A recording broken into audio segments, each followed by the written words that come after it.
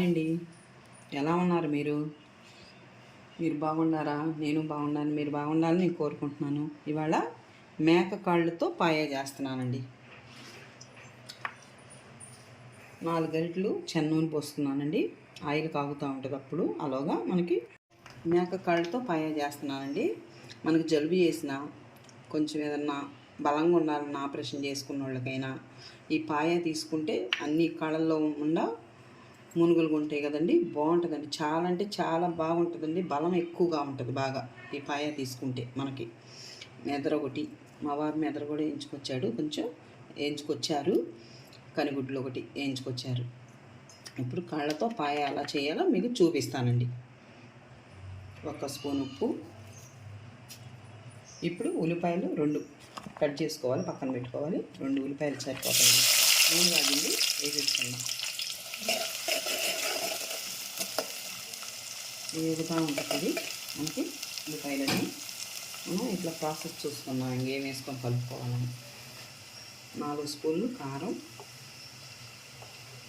పాయ అంటే కొంచెం కారం ఎక్కువగానే ఉండాలండి. 4 స్పూను పసుపు. 1 స్పూన్నర అల్లం వెల్లుల్లి పేస్ట్ అండి.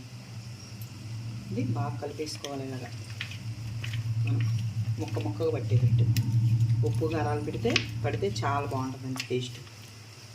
ఇప్పుడు మాత్రం తాలింపులు వేసుకోకుండా కొంచెం తాలింపులు వేగిన తర్వాత కొంచెం తీసి పక్కన పెట్టుకుందామండి.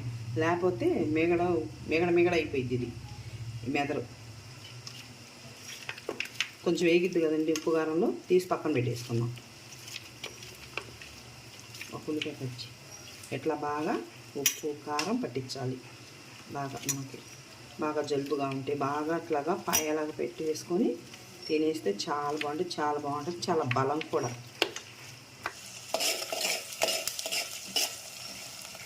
ఉల్లిపాయలు ఎగిరియండి.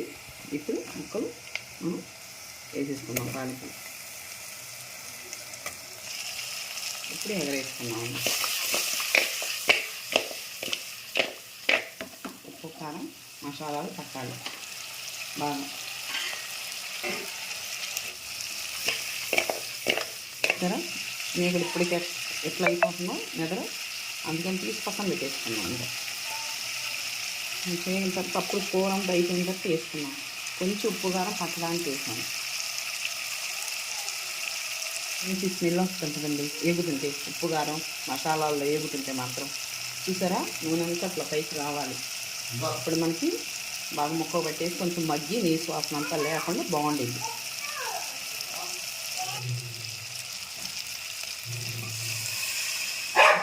టేస్ట్ ఎట్లా వస్తుంటే మనం ఏ ప్లేట్లో కలుపుకుంటామో ఆ ప్లేట్లోనే కలిపి పోసుకోవాలి. వాటర్, ఉప్పు కారాలు అన్నీ ఉంటాయి కదా, పోసుకుంటే చాలా టేస్టీగా ఉంటుంది. ముక్క మునగార వాటర్ పోసుకోవాలి.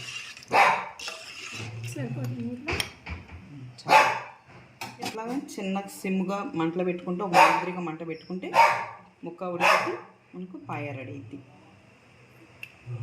మూత పెట్టేసుకొని ఉడికించుకుందాం కొంతసేపు.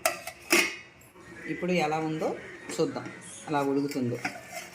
చూసారా, ముక్క ఎలా పైకి కనపడాలండి.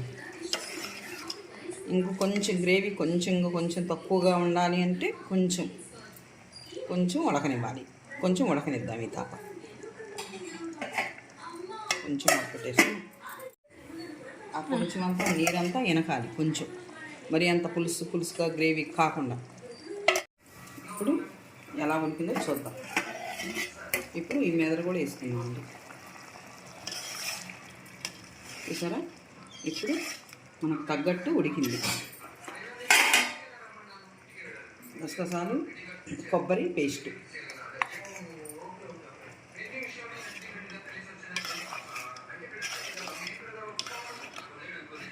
కొంచెం ఉడకనిద్దామండి. చూసారా పాయ ఎలా ఉందో, ఈ మోతాదులో ఉండాలి మనకి. పచ్చివాసన పోవాలి.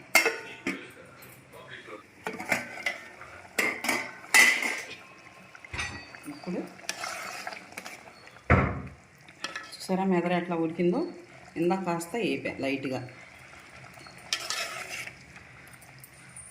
ఇప్పుడు చెక్క, లవంగాయలు, యాలక్కాయలు, చిన్నులపాయ, ధనియాలు పౌడర్, గరం మసాలా వేస్తున్నాం.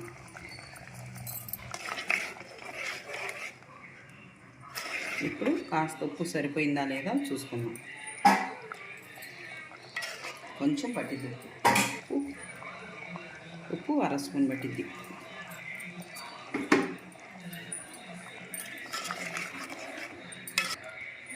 కాస్త మళ్ళీ ఈ మసాలాలంతా మగ్గాలి.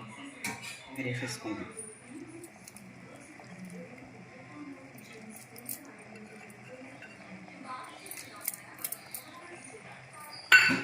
కొంచెం మగ్గనిద్దాం. వేడి వేడి పాయ రెడీ. చూసారా అంత బాగా కుదిరిద్దాం. మంచి స్మెల్ వస్తుంది. ఈ మోతాదులో ఉండాలండి పాయ అంటే. చూసారా రెడీ అయింది. బౌల్లో తీసుకుందాం.